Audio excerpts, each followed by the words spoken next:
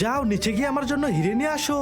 চলো এখানে ঘুরে দেখি হিরে পাই কিনা। চলো আমিও ঘুরে দেখি। আরে বা আমি তো একটা অনেক বড় সোনা পেলাম। জানো আমাকে তাড়াতাড়ি উপরে উঠাও। জানো এই দেখো আমি তোমার জন্য কত বড় সোনা এনেছি, কিন্তু আমার তো হিরে লাগবে।